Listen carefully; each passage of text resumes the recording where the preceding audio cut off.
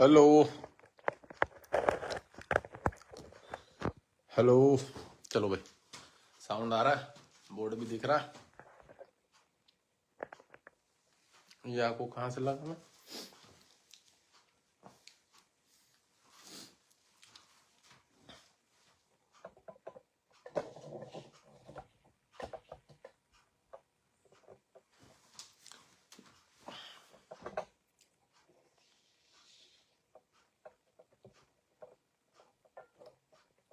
जैसा कि मैंने कहा था कि क्लासेस चालू कर दूंगा एस्ट्रोलॉजी की जल्दी, तो मेरी ज्योतिष की क्लासेस चालू हो गई हैं। और ये एक डेमो क्लास समझ सकते हैं या पहला दिन समझ सकते हैं। और क्लासेस मैं लाइव करूंगा, और जो बच्चे मेरे से जुड़े होंगे उन्हें मैं पर्सनल जानकारी दूंगा ज्योतिष से संबंधित जो भी। और मैंने 1100 रुपये नॉर्मल चार्ज रखा हुआ है। जो भी व्यक्ति जुड़ के सीखना चाहता है तो उनसे संबंधित सबसे बड़ी बात आज एस्ट्रोलॉजी में, देखिए मैं डायरेक्ट पॉइंट पे आता हूँ, क्योंकि बहुत सारे बच्चे जो है शॉर्ट में ज्योतिष सीखना चाहते हैं कि 3 महीने में ज्योतिष बन जाए, 6 महीने में एस्ट्रोलॉजर बन जाए। तो पहली बात बता दूं, एस्ट्रोलॉजर बनने में बहुत ज्यादा समय लगता है। क्यों? अगर आपका सबसे ज्यादा इसमें जीवन में क्या रोल है इसमें एस्ट्रोलॉजी में, कि आपकी जो प्रेडिक्शन है, कितने स्तर तक आप सही नॉलेज रखते हैं और कितना आपके पास अनुभव है। ठीक है, मैं दिगंबर राजू भारती जी महाराज, एस्ट्रोलॉजर राजू महाराज। तो मैंने जैसा कि बता दूं, आज से क्लासेस चालू है ज्योतिष की, और इसमें सबसे मेन फोकस किस चीज पे होना चाहिए आदमी का, कि मैं ज्यादा से ज्यादा लोगों की प्रेडिक्शन करूं और उनके कुंडलियों का विश्लेषण करूं। जितना ज्यादा आप विश्लेषण करेंगे एस्ट्रोलॉजी में, विश्लेषण का अर्थ हो गया कुंडली की प्रेडिक्शन। जितनी ज्यादा आप उनकी कुंडलियों की प्रेडिक्शन उन्हें देंगे, उन्हें अच्छे स्तर से गाइड कर पाएंगे, समझा पाएंगे, संतुष्ट कर पाएंगे, तो मैं गारंटेड कहता हूं कि एक अच्छा एस्ट्रोलॉजर बनने में आपको सपोर्ट मिलेगा। ये काड़ा वाड़ा मारकर कहाँ गया भाई? देखना पड़ेगा कहाँ भाग गया। 1 मिनट आ रहा हूं मैं।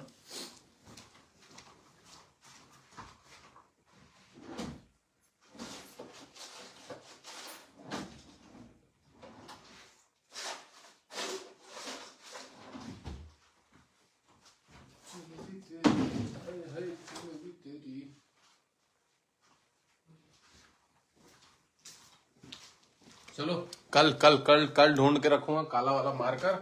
और जैसा कि मैं बता रहा था आप लोगों को कि ज्योतिष की क्लासेस चालू कर रहा हूं मैं, तो मैं सबसे पहले आज फर्स्ट ऑफ डे में बहुत छोटी छोटी नॉलेज देने वाला हूं बच्चों के लिए। और उसमें यह है कि ये जो खाने बने हुए 12 खाने, इसको क्या बोला जाता है। ठीक है, आधे घंटे क्लास लूंगा, ज्यादा नहीं। मैं थोड़ी देर पहले एस्ट्रोलॉजर राजू महाराज वाले पे और इस पे भी लाइव सेशन बना के बैठा। एस्ट्रोलॉजी से संबंधित आधे घंटे मात्र क्लास लूंगा, और आज बेसिक नॉलेज से संबंधित अभी 15 दिन 20 दिन कम से कम बेसिक नॉलेज चलेगी ज्योतिष से संबंधित। ठीक है। अच्छा, अब ये जो खाना बना हुआ है, ये खाना घर बना हुआ है, ये जो इस टाइप का है चकोर घर, इसको हम लोग क्या बोलते हैं, इस पे चर्चा करेंगे।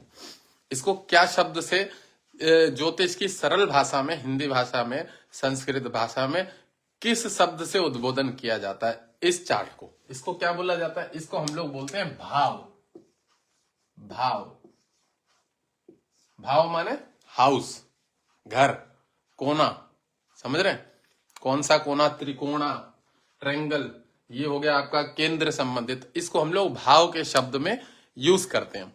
और जैसे कि 12 प्रकार की जो राशियां हैं, 12 राशियां हैं, मेष से लेके मीन तक की, तो इन भावों में कौन सा भाव किसका होगा, ठीक है, कौन इसके कारक ग्रह हैं, वो बात की चर्चा है। आज मैं बेसिक नॉलेज में बड़े छोटे स्तर से, स्टार्टिंग स्तर से क्लासेस रोज चलेंगी। रोज वीडियो को शेयर कर देना सुबिन जी, अमित जी।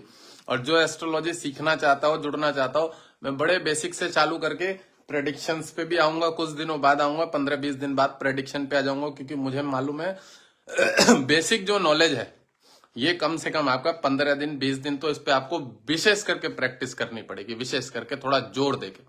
अगर आप बेसिक स्तर जो है उसे थोड़ा अच्छे तरीके से सीख लेते हैं ना, तो मैं गारंटेड बता रहा हूं आपको, भविष्य में ज्योतिष करने में और जो ज्योतिष से संबंधित फलादेश करते हैं, बहुत ज्यादा सरलता, जिसको कि सरलता बोलते हैं, माइंड शार्प बोलते हैं, बड़ी जल्दी जल्दी आप प्रेडिक्शन कर सकते हैं। तो बेसिक सीखने के लिए बेसिक होना बड़ा मजबूत है आपका। मतलब बेसिक को प्रेडिक्शन करने के लिए आपको बेसिक पे बहुत ज्यादा जो है दृष्टि देके रखनी पड़ेगी। कौन सा भाव होता है, कितनी राशियां होती हैं, कितने नक्षत्र हैं, क्या क्या ग्रह कौन सा काम करता है, ये बेसिक सीखना बहुत ज्यादा है। और इसका तत्व क्या है, कौन से ग्रह का क्या तत्व है, उसकी प्रकृति क्या है, उसका रंग क्या है, उसका चरित्र कैसा है, उस ग्रह हो गया, भाव हो गया, उसका क्या चरित्र है, वो किस चीज से संबंधित कार्य करता है, क्या कारक है, क्या कारक है उसका, मतलब ब्लड है शरीर में, कोई बॉडी में अगर देखा जाए तो वो खून है, जल है, या हमारी हड्डियां है, ये सब भी बेसिक से संबंधित। तो आज अगर सबसे पहले बात की जाए तो इनको खाना नंबर बोलते हैं। खाना नंबर, इनकी बहुत सारी भाषाएं, खाना, हाउस, फर्स्ट असेंडेंट, ठीक है, फर्स्ट असेंडेंट, तो इनको भाव बोला जाता है। प्रथम घर, सेकंड घर, द्वितीय घर, प्रथम द्वितीय तृतीय। मैं ये भी बता दूं, इस टाइप से कुंडली चलती है। कोई ये सोच रहा हो 1 2 3 4 ऐसे राइट नहीं, इस लेफ्ट तरफ से। इसको फर्स्ट हाउस बोलेंगे, इसको सेकंड हाउस बोलेंगे, इसको थर्ड हाउस बोलेंगे, इसको फोर्थ हाउस बोलेंगे, इसको 5th हाउस, इसको 6, इसको 7, इसको 8, इसको 9, इसको 10, इसको 11, इसको 12। ठीक है, तो इस तरह से 12 घरों की गिनती की जाती है, फर्स्ट सेकंड। अच्छा, मैं आपको पहले बता दूं, मेष भाव के घर में ऐसा नहीं बोला जाता है, इसलिए आपको 1 2 3 4 5 राशियां याद करनी पड़ेंगी। कौन से घर का, समझ रहे हैं, क्या नंबर होता है, कौन से घर का क्या नंबर होता है, उसकी क्या राशि होती है, ये आपको हमेशा दिमाग में बैठा लेनी पड़ेगी। जो लोग ज्योतिष सीखते हैं, ज्योतिष पे प्रेडिक्शन करते हैं, मैंने बड़े बड़े एस्ट्रोलॉजर भी देखे हैं इस तरह के, जो कहीं से भी कुछ किताबें उठा ली हैं, नए नए थोड़े थोड़े नए नए प्रेडिक्शन करने वाले, उन्होंने भाव से संबंधित संज्ञाओं का ज्ञान ही नहीं लिया, उन्हें प्रेडिक्शन करने में काफी तकलीफ होती।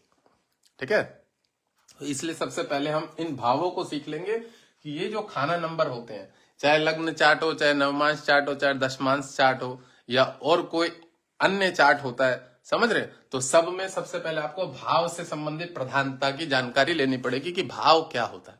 भाव माने कोई भी एक हाउस, ठीक है, जैसे कि ये 10th हाउस हो गया, 10th हाउस, कर्म स्थान, इसका विशेष रोल माना जाता है जीवन में, कर्म से संबंधित क्षेत्र में पिता का मान सम्मान देखा जाता है, प्लस पिता का घर देखा जाता है 10वें हाउस से। ठीक है, तो आपको भाव याद करने के लिए ये लाइन संबंधित हमेशा। अच्छा, भाव जो होता है, मैं आपको ये भी बता दूं, इसको पहला ही भाव बोला जाएगा, इसको द्वितीय, इसको तृतीय, इसको चतुर्थेश, इसको पंचमेश, इसको षष्ठेश, षष्ठेश, इसको सप्तमेश, इसको अष्टमेश, इसको नवमेश, इसको दशमेश, एकादशेश, द्वादशेश, द्वादशेश भाव ऐसे बोला जाएगा। द्वादश भाव तो बोला जाएगा, पर द्वादशेश, अगर आप जैसे इस भाव के चार्ट को याद करेंगे, प्रथम द्वितीय द्वादश तक तो गिनती हो गई, पर इसको क्या बोला जाएगा, भाव, प्रथम भाव, लग्नेश, जिसको कि हम लोग लग्न के नाम से भी बोलते हैं। ठीक है, फर्स्ट हाउस को, ये लग्न है, द्वितीय भाव, तृतीय भाव, चतुर्थ भाव, पंचम भाव, षष्ठ भाव, षष्टम भाव, षष्टम भाव माने छठा घर।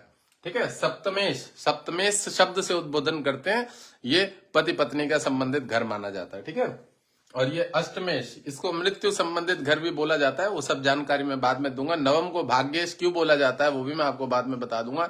कर्मेश को 10th भाव क्यों बोला जाता है, काम धंधे संबंधित, कर्म स्थान का लॉर्ड कौन है। एकादशेश और द्वादश भाव को कैसे उद्बोधन करते हैं ये भी मैं बाद में बता दूंगा।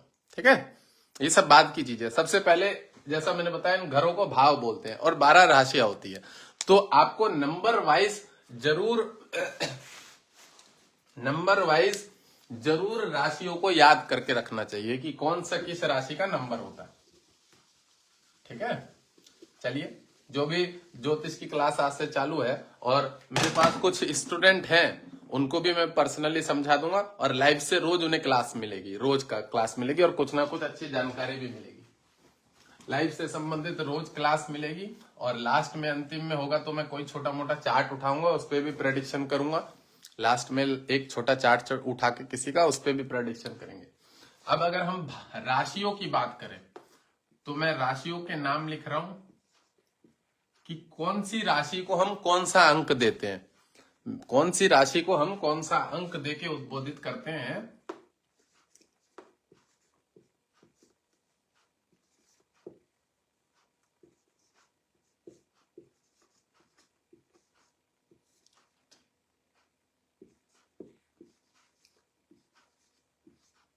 देखिए, पहली राशि को मेष राशि बोला जाता है। ठीक है, दूसरी राशि को वृष राशि। अच्छा, जब आप जन्म कुंडली में भाव पढ़ेंगे तो वहां 1 number, 2 number, 3 number, 4 number, 5 number, 6 number इसी टाइप से लिखा होगा। मैं आपको ये भी बता दूं, वहां पे नंबर ही लिखे होंगे, वहां पे मेष राशि नहीं लिखी होगी कि मेष राशि।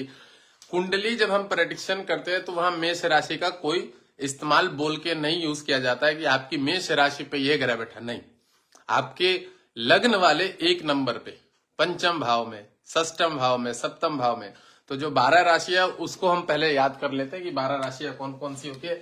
ये याद करने की चीजें, ये याद करने की चीजें। जैसे मैंने पहला एक खाना बना के आपको बता दिया भाव, ये समझने की चीज है और ये याद करने की चीज है कि कौन सी राशि को कितने अंक का नंबर मिला हुआ है। ठीक है, मेष, वृष, मिथुन, कर्क, 5 नंबर सिंह राशि है, 6 नंबर आपकी कन्या राशि है, ठीक है, 7 नंबर आपकी तुला राशि है, 8 नंबर वृश्चिक राशि है, 9 नंबर धनु राशि है, 10 नंबर मकर राशि है, 11 नंबर हमारी कुंभ राशि है और 12 नंबर मीन राशि है।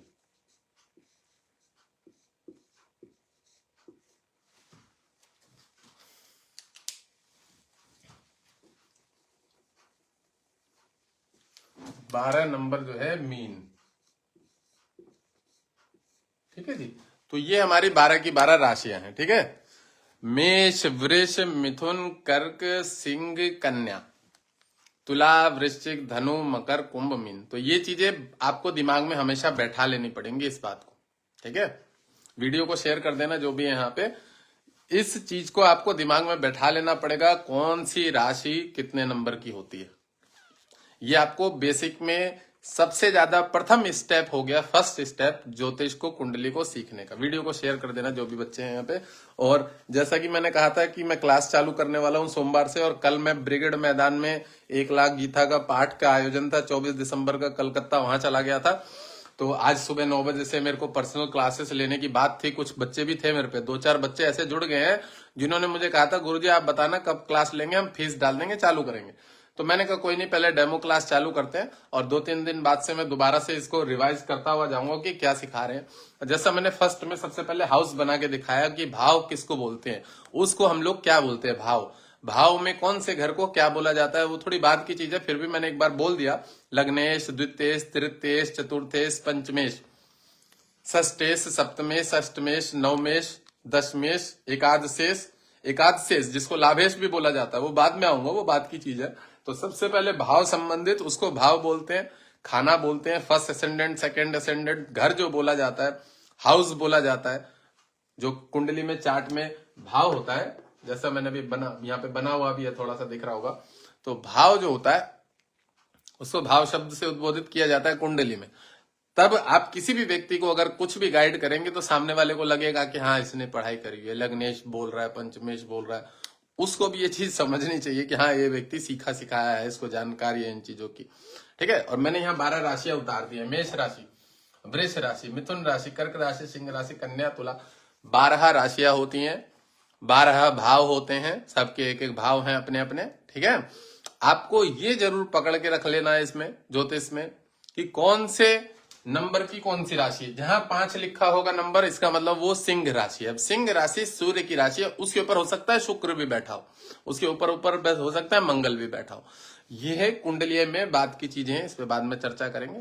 सबसे पहले इन चीजों को याद करने की आवश्यकता है कि कौन सा नंबर कौन सी राशि होती है। बड़े सरल चीजों में, अक्षरों में बता रहा हूं कि कौन सा नंबर, 2 नंबर, 12 नंबर, 13 नंबर, 13 तो नहीं होता है, मतलब जो भी नंबर है इसमें 1 से लेके 12 तक, वो कौन सी राशि है, ठीक है। 5 नंबर है सिंह राशि, मतलब 5 नंबर जहां लिखा है वहां सिंह ही है। सिंह माने सूर्य है, वो कहां जाके बैठा है। आपको 12 राशि के 12 घर के ये याद करने की आवश्यकता है, कौन सी राशि, ठीक है, कौन सा नंबर लेके प्राप्त करके उसको उसका अधिकार मिला हुआ है, ठीक है। ये याद करने की आवश्यकता है, बेसिक संबंधित। मैं बहुत छोटी नॉलेज दे रहा हूं, ये ज्योतिष का बहुत प्रथम स्टेप है। इसमें आपको याद करने हैं 12 नंबर की कौन सी राशि है, कौन अग्नि तत्व है, कौन जल तत्व है, ये सब बाद में बताऊंगा। कौन स्थिर है, कौन चर राशि है, कौन द्विस्वभाव राशि है, ये भी बाद में बताऊंगा। किसका मन का काम कैसा है, कोई चंचल है, कोई स्थिर है, कोई उत्तेजित है, ये सब चीजें बाद में बताऊंगा। जैसे कि मैं लाइन वाइज सीरियल वाइज लेके चलूंगा बेसिक से संबंध। तो सबसे पहले क्या करना है, आपको 12 राशि के नाम याद करने, किसको कौन सा अंक प्राप्त हुआ ये याद करना है। ठीक है, 1 से 12 तक। जैसे मेष राशि 1 नंबर हो गई, अगर मैं सीधा 7 नंबर पे जाऊं तो तुला राशि मेरे दिमाग में फट करके आ गया। मीन राशि 12 नंबर, जिसका गुरु प्रतिनिधित्व मालिक है। ठीक है, 9 नंबर धनु राशि। तो कहने का मतलब अगर मैं किसी भी अंक को उठाता हूं जल्दी से तो उसकी राशि फट करके मेरे दिमाग में सेकंडों में आ जानी चाहिए। ये वाली राशि बने। कर्क राशि 4 नंबर, 3 नंबर मिथुन राशि, तो वृष नंबर 2 नंबर वृष राशि। तो ये चीज आपको याद करने की, कुछ चीजें इसमें याद करने की जो ब्रेन में घुसा लेनी पड़ेंगी। ये बेसिक बहुत ज्यादा मजबूत आपको बनाएगा प्रेडिक्शन देने में। कुंडली प्रेडिक्शन करने में बेसिक आपको, जितना आप बेसिक में मास्टरमाइंड होंगे उतना ज्यादा जल्दी आप प्रेडिक्शन कर पाएंगे। आपका समय वेस्ट नहीं होगा, लोगों से कनेक्ट हो पाएंगे, लोगों को भाव फलादेश कर पाएंगे, उन्हें भी जानकारी लगेगी, इनको नॉलेज है। अच्छा, जाहिर सी बात है, अगर हमें पूरा ज्ञान हो जाए कि कौन सा घर कौन सी राशि का है, ठीक है, कौन सा घर कौन सी राशि का है, कौन से ग्रह का क्या स्वभाव है, नेचर है, समझ रहे हैं। मान लीजिए मैं आपको एक छोटा सा चीज बता देता हूं कि आपके हाथ में दूध है और आपके पास चीनी भी है। उदाहरण के तौर पे आपके हाथ में दूध है, चीनी भी है, चावल भी है और ड्राई फ्रूट भी है। तो अगर कोई व्यक्ति आपसे पूछे बताओ इन सबको मिला के आप क्या बनाओगे, भाई जाहिर सी बात है कि आपकी कुंडली में कोई भी ग्रह कहीं पे भी बैठा है, अगर आपके पास दूध है, चीनी है, ठीक है, ड्राई फ्रूट है, चावल भी है और आपके पास जलाने के लिए आग भी है, चूल्हा भी है, तो जाहिर सी बात है अगर कोई व्यक्ति आपको पूछे कि आप इन सब से क्या बनाओगे, तो दूध, चीनी, चावल, इन सब से तो खीर ही बनेगी, स्वाभाविक सी बात है। इससे तो पनीर बनने से रहा, पनीर के लिए तो नींबू का भी प्रयोग करना पड़ता है उसे फाड़ने के लिए। समझिएगा चीज को, समझ रहे हैं। तो अगर आपको अपने भावों की जानकारी हो गई, ग्रहों की जानकारी हो गई, तो लोगों को फलादेश करना बहुत बड़ी बात नहीं है, समझ रहे हैं। फिर आप उसे खुद ही से समझा पाएंगे कि क्या क्या तुम्हारी कुंडली में योग बना। अगर आपको भाव की जानकारी, लग्नेश है, द्वितीय भाव है, मार्केश है, छोड़ दे सकता है। और सबसे बड़ी चीज होती है प्रेडिक्शन। ज्योतिष में सामने दिखता है कि दशा क्या चल रही है, इस समय प्रेजेंट में क्या टाइम चल रहा है, जिसके आधार पर मैं जन्म कुंडलियां देखता हूं।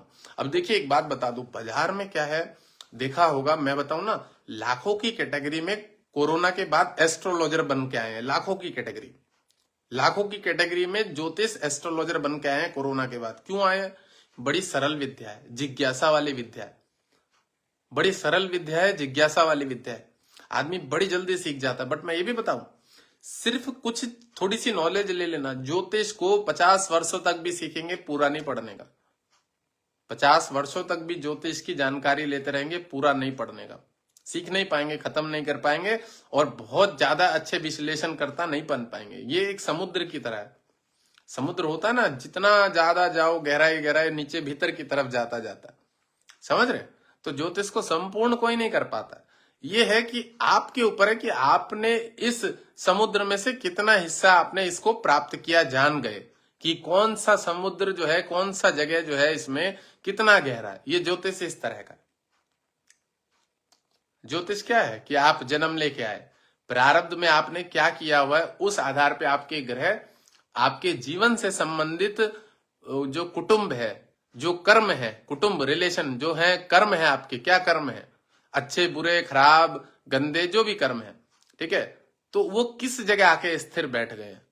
राहु आपका किस जगह बैठा है, पिछले जन्मों में आप क्या वर्क करते थे, किन लोगों से जुड़े थे, आपका स्वभाव कैसा था, थोड़ा नीच स्वभाव था, अच्छा स्वभाव था, धार्मिक स्वभाव था, यह प्रारब्ध के ग्रह राहु केतु जानकारी दे देते हैं। समझ गए। ज्योतिष जो है मैंने बताया जिज्ञासा पूर्वक एक ग्रंथ है, बहुत ज्यादा अच्छी जानकारी देने वाली चीजें हैं ज्योतिष।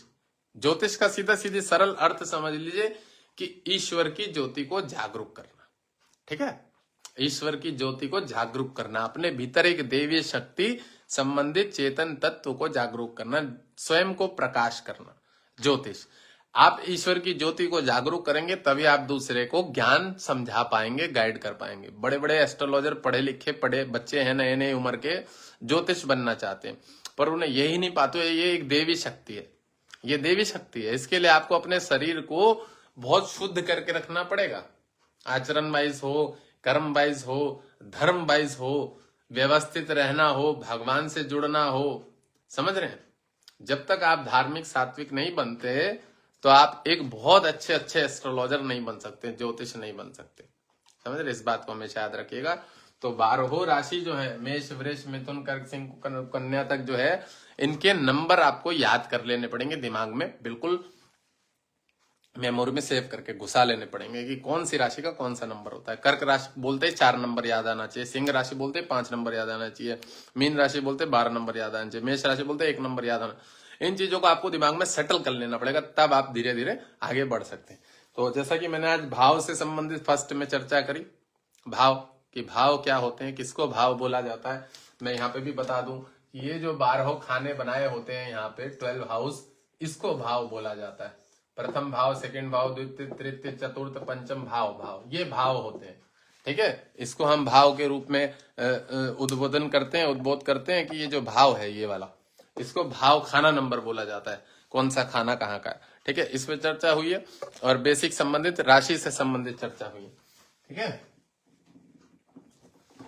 अब मैं इसमें और एक छोटी सी चीज आज जरूर ऐड करूंगा, इसमें छोटी सी चीज और ऐड करूंगा। मैं बेसिक की नॉलेज दे रहा हूं।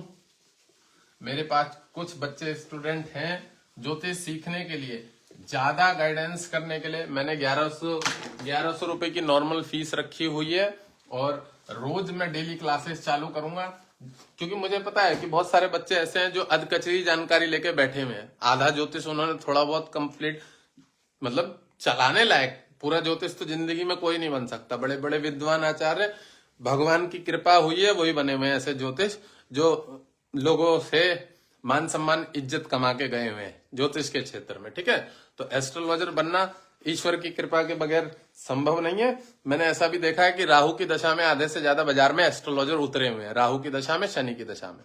ठीक है, वो इतने बढ़िया एस्ट्रोलॉजर नहीं होते हैं, बीच में फेल हो जाते हैं, बदनामी भी होती है, प्रेडिक्शन भी नहीं कर पाते, गलत भी गाइडेंस कर देते हैं, उनकी बदनामी भी होती है। राहु शनि ज्यादा डिस्टर्ब करते हैं। एस्ट्रोलॉजर संबंधित जो योग बनता है, गुरु की दशा होती है, केतु की दशा होती है, ठीक है, बुध की दशा होती है, शुक्र की दशा होती है, किसी तत्व की दशा होती है, वो एस्ट्रोलॉजी कराता है। राहु भी कराता है पर डिस्टर्ब वाली, उसका कोई अस्तित्व नहीं होता, छाया ग्रह डिस्टर्ब करेगा, और करा भी देता है तो उतना ज्यादा अच्छा सक्सेस नहीं करता राहु एस्ट्रोलॉजी में। ठीक है, अच्छा चलिए अब बात करते हैं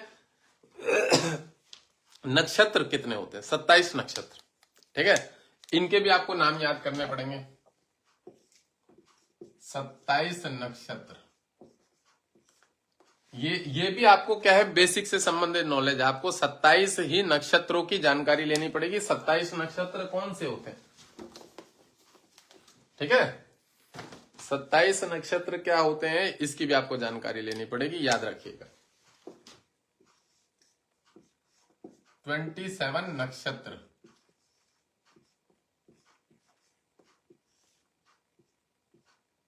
ठीक है, इसकी भी आपको नॉलेज हमेशा याद करके रखनी पड़ेगी कि 27 नक्षत्र होते हैं ज्योतिष में। ठीक है, इसके भी मैं भी आपको नाम लिखवा दूंगा, ये लिखवा देता हूं, ये बेसिक नॉलेज है, ये आपको कम से कम याद करने पड़ेंगे। ठीक है, इसका कुंडली में प्रेडिक्शन में बहुत कम उपयोग होगा, पर फिर भी आपको याद करना है कौन सा नक्षत्र कौन से ग्रह को मिला हुआ है, वो क्या काम करता है, उसका स्वभाव क्या है, ये थोड़ी सी जानकारी लेंगे तो आपको फलादेश करने में और ज्यादा सरलता प्राप्त होगी। ठीक है, मैं अभी बेसिक से संबंधित जानकारी दे रहा हूं, छोटी छोटी। वैसे तो नक्षत्र 28 बोले गए हैं, जिसमें कि एक अभिजित नक्षत्र भी बोला जाता है, 28वां नक्षत्र होता है, वो 24वें नंबर पे उसको अधिकार मिला हुआ है, वो बहुत कम समय का होता है, जिसमें भगवान राम जी का जन्म हुआ था। अभिजित नक्षत्र जो है वो बहुत कम समय उसको मिला हुआ है अन्य नक्षत्रों के हिसाब से। जैसे अन्य नक्षत्रों में एक एक नक्षत्र में 9 नाम के अक्षर चरण मिले गए हैं, प्राप्त हुए हैं, और इसमें जो है आपका नहीं, राशि में 9 अक्षर, हाँ, एक एक नक्षत्र को 4 अक्षर मिले हुए हैं। तो नाम से संबंधित कि क्या नाम से नाम आएगा, किस नक्षत्र में, किस चरण में किसका जन्म हुआ है। अभिजीत नक्षत्र में खूब कम नाम के अक्षर मिले हैं, प्राप्त हुए हैं, 2 ही हैं शायद, और उसका समय बहुत कम होता है। अभिजीत नक्षत्र मात्र 2.5-3 घंटे 4 घंटे संबंधित आता है। जैसे एक नक्षत्र को एक दिन भी मिल जाता है, 30 घंटे भी मिलते हैं, 24 घंटे, 28 घंटे नक्षत्र पे जब सूर्य का प्रवेश आता है, चंद्रमा का प्रवेश आता है, तो एक नक्षत्र का दिन माना जाता है कि आज इस नक्षत्र से इस नक्षत्र तक की का समय हमें मिला हुआ है, इसमें जन्म लेने वाले बच्चे का इस प्रकार का स्वभाव होगा, जो भी नक्षत्र हो। ठीक है, तो अभिजीत नक्षत्र जो होता है वो सबसे छोटा नक्षत्र है, उसे बहुत कम एरिया मिला हुआ है ब्रह्मांड में। ठीक है, ब्रह्मांड में जो तारा आकाश है, तो नक्षत्रों ने ही पूरे पूरे ब्रह्मांड को अपने अंडर में कवर कर रखा है। तो 27 नक्षत्रों का मैं आपको नाम लिखवा देता हूं, ये भी याद करने के लिए बेसिक से संबंधित बहुत ज्यादा जरूरी है। इससे भी हमें प्रेडिक्शन करने में कुछ सपोर्ट मिलती है। नक्षत्र स्वभाव को, व्यवहार को, जैसे चित्रा नक्षत्र है, चित्रा नक्षत्र आर्ट से संबंधित, चित्र कला, आर्ट से संबंधित किसी भी क्षेत्र में कलात्मक होगा व्यक्ति, समझ रहे हैं। स्वाति नक्षत्र राहु का नक्षत्र, थोड़ा खराब माना गया है, थोड़ा समझ रहे हैं, तो काफी चीजों में आगे भी बढ़ाता है, पर ऐसे व्यक्ति थोड़े से गुस्से वाले स्वभाव वाले होते हैं और उन्हें कोई ना कोई शारीरिक पीड़ा, बीमारी, रोग बीमारी। तो नक्षत्र की जानकारी लेने से भी आप एक अच्छे तरीके से फलादेश कर सकते हैं कि कौन से नक्षत्र का क्या काम है, क्या स्वभाव है, क्या नेचर है। चलिए, पहला नक्षत्र अगर हम पकड़े तो अश्विनी नक्षत्र बोला जाता है। अश्विनी, अश्विनी जो नक्षत्र है, इसके देवता मंगल होते हैं। ठीक है, मंगल देवता होते हैं।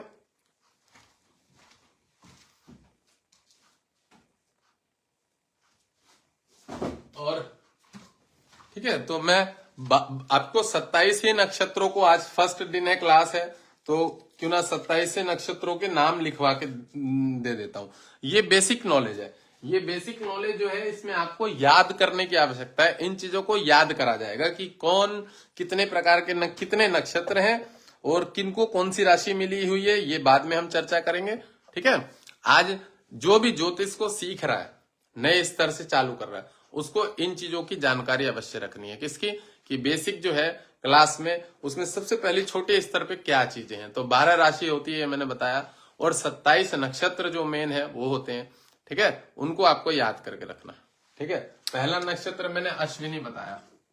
दूसरा नक्षत्र जो है ये भरणी, इसको शुक्र इसके देवता है। भरणी नक्षत्र किसके कौन देवता है ये बाद में बताऊंगा आपको। 27 नक्षत्र और 12 राशि, ठीक है, और भाव जो होते हैं, 12 राशि को कौन से अंक मिले हुए, ये चीजें याद करने की आवश्यकता है। इसको आपको हमेशा याद करके रखना है जीवन में, जो ज्योतिष सीखना चाहता है। अश्विनी, भरणी, कृतिका।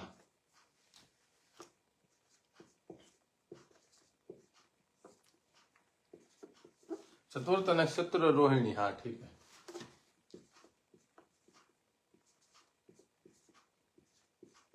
चौथा नक्षत्र रोहिणी है, जिसके ऊपर चंद्रमा का अधिकार है। ठीक है, मैं बकायदा बता दे रहा हूं, आप लोगों को एक छोटी सी कॉपी लेके उसमें चीजें नोट करनी है। बेसिक को जरूर याद करके रखना है। बेसिक याद कर लेंगे तो एस्ट्रोलॉजी सीख जाएंगे। जो मेरे स्टूडेंट होंगे उन्हें भी मैं बता दूंगा, बाद में भी वो जुड़ेंगे तो भी बोल दूंगा कि लाइव चालू है, मतलब मेरा ये क्लासेस चालू है, और क्लासेस में प्रतिदिन चलाऊंगा। आधे घंटे का तो टाइम है ही है, और ज्यादा भी टाइम खींच सकता है। आज बेसिक नॉलेज से संबंधित बड़े छोटे स्तर से जानकारी दे रहा हूं, और कुछ चीजें ऐसी हैं कि अगर आपको कोई प्रश्न पूछना है कि ज्योतिष से संबंधित कोई जानकारी लेनी है, तो वो आप मुझे कमेंट में कर सकते हैं कि मुझे ये चीज की जानकारी लेनी है, ये बारे में पूछना है, इस बारे में पूछना है। तो उससे संबंधित अलग से फिर टाइम देके मैं उसके ऊपर चर्चा करूंगा। कोशिश मेरी यही रहेगी कि रोज शाम को मैं थोड़ी देर, उसको ज्यादा टाइम नहीं बोल पाऊंगा, आधे घंटा कम से कम क्लासेस चालू रखूं। ठीक है, अब मैंने क्या बताया आपको, अश्विनी, भरणी, कृतिका, रोहिणी। पांचवा कौन सा है? मघा नहीं, आद्रा नहीं, मृगशिरा पांचवा है। हाँ, पांचवा मृगशिरा। मृगशिरा ये तो मंगल का होना चाहिए। मृगशिरा हाँ मंगल का ही है। छठा आद्रा नक्षत्र। छठा नक्षत्र जो है ये आद्रा नक्षत्र। नक्षत्रों को याद कर लेना है कि कितने नक्षत्र हैं। नमस्कार जी, विशाल जी। नक्षत्रों को याद कर लेना है, 27 नक्षत्र हैं। 27 नक्षत्र के कौन से देवता है ये मैं बता दूंगा। अभी मैं फिलहाल नक्षत्र बोल रहा हूं, इनको नोटिस कर लेना। क्लास रोज चालू रहेगी, जो सीखने वाले बच्चे हैं सीख सकते हैं, ठीक है। और आद्रा के बाद 7वां नक्षत्र है आपका पुनर्वसु। पुनर्वसु,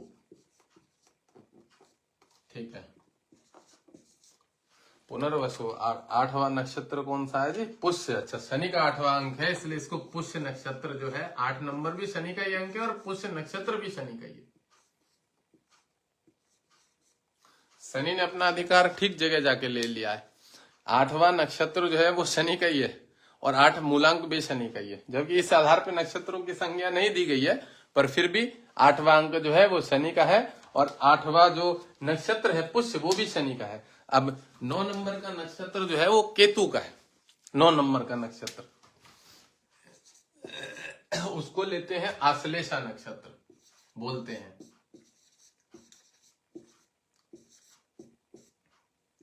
तो देखिए एक चीज बता दो, राहु का नक्षत्र होता है आद्रा नक्षत्र, जैसा कि यहां आ चुका है, और आद्रा नक्षत्र के देवता होते हैं काल, और आश्लेषा नक्षत्र जो केतु का है 9 नंबर, उसके देवता होते हैं सर्प। तो जब राहु केतु के नक्षत्र के बीच में सारे ग्रह आ जाते हैं उसको ही काल सर्प दोष बोला जाता है। ये एक एक्स्ट्रा जानकारी बताई मैंने, ठीक है। अभी मैं नक्षत्रों के नाम लिखवा रहा हूं, इसको नोट कर लीजिएगा अपनी कॉपी में और पढ़ भी लीजिएगा दोबारा से, और इसके स्वभाव के बारे में बाद में बताऊंगा। नक्षत्रों के ऊपर स्वभाव के बारे में वो थोड़ा लॉन्ग हो जाएगा, इसलिए सिर्फ नाम बता रहा हूं अभी। अब 9वें के बाद 10 नंबर का जो नक्षत्र है वो मघा नक्षत्र है। मघा नक्षत्र, और मघा नक्षत्र के देवता भी केतु होते हैं। अच्छा, आश्लेषा नहीं है, आश्लेषा के तो बुध होते हैं देवता, हाँ। मघा नक्षत्र के जो देवता हैं वो केतु होते हैं, ठीक है जी। और उसके बाद 11वां नक्षत्र जो है हमारा वो पूर्वा फाल्गुनी है। 11वां नक्षत्र पूर्वा फाल्गुनी, पूर्वा फाल्गुनी, फाल्गुनी 11 नंबर के जो है वो पूर्वा फाल्गुनी नक्षत्र है। शुक्र शायद, पूर्वा फाल्गुनी, हाँ, इसके देवता शुक्र होते हैं। उसके बाद आएगा उत्तरा फाल्गुनी। पूर्वा फाल्गुनी के बाद 12 नंबर का जो नक्षत्र है उत्तरा फाल्गुनी।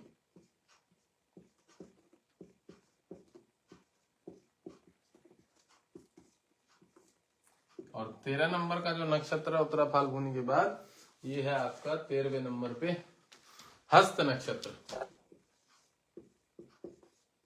हस्त जो हाथ से संबंधित कला के रूप में बहुत उपयोगी। 14 नंबर का जो नक्षत्र है ये है आपका चित्रा, जिसके मंगल देवता है, और हस्त के देवता बुध हैं शायद, नहीं चंद्रमा है। हस्त हाँ सॉरी, चंद्रमा है। हस्त के चंद्रमा है, उत्तरा फाल्गुनी के सूर्य हैं, हाँ इसके सूर्य हैं, पूर्वा फाल्गुनी के शुक्र हैं, मघा के केतु हैं, ठीक है। ये तो नक्षत्रों से संबंधित जानकारी है। आश्लेषा को छोड़ो, बुध है, चलो वो बाद में लिखवा देंगे किसके कौन से देवता हैं। अभी मैं नक्षत्रों के नाम लिखवा रहा हूं, ये आपको नोट कर लेने। स्वाति नक्षत्र, ये राहु का नक्षत्र है स्वाति। 16 नंबर का जो नक्षत्र है ये है आपका विशाखा, गुरु होने चाहिए इसके देवता, बृहस्पति, देखे तो हाँ बृहस्पति है। 17 नंबर का जो नक्षत्र है इसके देवता है अनुराधा, ये शनि है। अनुराधा नक्षत्र शनि का है। 17 नंबर अनुराधा, ठीक है जी। ये नक्षत्रों के नाम है, जो नक्षत्रों के नाम है उसी टाइप का से संबंधित इनका आकार बना हुआ है ब्रह्मांड में, ये भी बता दूं, और उसी तरह का इनका स्वभाव भी बना हुआ है, इसलिए इन नक्षत्रों के नाम उस आधार पर पड़े हुए हैं, ठीक है जी। अब अनुराधा के बाद 18वां नक्षत्र है ज्येष्ठा। ज्येष्ठा नक्षत्र, ज्येष्ठा नक्षत्र, ठीक है। ज्येष्ठा, ज्येष्ठा नक्षत्र मूल नक्षत्रों में आता है, ये भी बता दूं। जो कुछ नक्षत्र केतु के और जो बुध के नक्षत्र है इनको मूल संज्ञा दी गई है। मूल जो बोलते हैं ना कि ये बच्चा मूल में है, गंड मूल नक्षत्र, तो इसको मूल की संज्ञा दी गई है। केतु के 3 नक्षत्र और बुध के 3 नक्षत्र, इनको मैं एक चीज और जानकारी बता दूं, जो केतु के नक्षत्रों में जन्म होते हैं ये अपने पिता के पक्ष के पूर्वज के कुछ ना कुछ घर के पित्र होते हैं जो घर में जन्म लेके आते हैं, और जो बुध के नक्षत्र के मूल नक्षत्रों के बच्चे होते हैं ये अपने माँ के पक्ष के होते हैं जो अपने घर में दोबारा जन्म लेके आते हैं। जानकारी देती है एक अलग से एक्स्ट्रा जानकारी। अब यहाँ पे 18 के बाद 19वें नंबर पे क्या नक्षत्र है हमारा, मूल नक्षत्र। ये भी मूल की संज्ञा मिलती है इसको, गंड मूल नक्षत्र, जैसा कि खुद ही मूल लिखा हुआ है, और ये केतु का नक्षत्र होता है। अब 20 नंबर है पूर्वाषाढ़ा नक्षत्र, पूर्वाषाढ़ा, पूर्वाषाढ़ा 20वें नंबर पे, पूर्वाषाढ़ा 20वें नंबर पे। उसके बाद जो 21वें नंबर पे है वो है उत्तराषाढ़ा, उत्तराषाढ़ा। वीडियो को शेयर कर देना, जो भी वीडियो को देखे वीडियो को शेयर जरूर कर देना 2-4 ग्रुपों में। पूर्वाषाढ़ा के बाद उत्तराषाढ़ा। पूर्वाषाढ़ा के जो देवता हैं वो शुक्र हैं, उत्तराषाढ़ा के जो देवता हैं वो सूर्य हैं, ठीक है। उसके बाद अब एक 22वें पे आया है अभिजीत नक्षत्र, जो कि 28वें नक्षत्र माना जाता है। ये भी बता दूं, इसको बड़ा कम समय मिलता है, इस नक्षत्र को थोड़े देर रहता है, ये 4-5 घंटे के लिए आता है नक्षत्र, और सबसे ज्यादा अच्छा शुभ मुहूर्त माना गया है। 27 नक्षत्र बोलते हैं, ये एक एक्स्ट्रा नक्षत्र है 28 नक्षत्र, जिसको कि इतना बड़ा ज्यादा अधिकार नहीं लिया है, इसलिए 27 नक्षत्रों को संज्ञा। जितने भी बड़े बड़े देवताओं का जन्म होता है वो ज्यादातर अभिजीत नक्षत्र के मुहूर्त में होता है, अभिजीत नक्षत्र में होता है, मुहूर्त में नहीं। मुहूर्त अलग होता है, अभिजीत नक्षत्र अलग होता है, ठीक है। तो एक 22वां जो नक्षत्र है इसको भी हमें जोड़ लेना अपने इसमें कैटेगरी में। वैसे तो 27 ही मेन नक्षत्र होते हैं, एक अभिजीत नक्षत्र भी होता है। इसके देवता का यहाँ पे नाम ले लिखा हुआ है, क्योंकि मैंने बताया ये अपने आप में एक बहुत शुभ नक्षत्र माना गया है, और इसके कौन से देवता होते हैं उसका कोई नाम नहीं लिखा गया। जैसे दूसरे नक्षत्रों के कोई ना कोई देवता है कि इस नक्षत्र को ये देवता ने अधिकार दे रखा है, पर इस नक्षत्र को किसी देवता ने कोई अधिकार नहीं दे रखा है। ये सीधा सीधा बोला जा सकता है कि भगवान शिव से संबंधित एक खुद का नक्षत्र है, अभिजीत नक्षत्र जिसको बोला गया, जिसे 22वां अंक बोला गया। इसमें कुछ अक्षर आते हैं, जन्म नाम अक्षर। इसमें क्या अक्षर आते हैं मैं बता दूं, जू जे जो जा, ये जो नाम के अक्षर हैं जू जे जो जा, ये अभिजीत नक्षत्र में प्राप्त होते हैं। जू जे जो और खा अक्षर, ये जो नक्षत्र है ये अभिजीत नक्षत्र किसी किसी को प्राप्त होता है जन्म के समय, बड़ा अच्छा नक्षत्र माना गया। ऐसे बच्चे बहुत अच्छे अधिकारी, प्रोफेशनल, मान सम्मान, धार्मिक व्यक्ति बनते हैं, बहुत उच्च लेवल था अभिजीत नक्षत्र वाले। उसके बाद 23वां नक्षत्र श्रवण नक्षत्र है, और जैसा कि श्रवण नाम है तो ये बच्चे, मैंने अपना खुद का नोटिस किया हुआ है, श्रवण नक्षत्र वाले बच्चे मात्र भक्त होते हैं बहुत ज्यादा। वीडियो को शेयर कर देना जो भी है।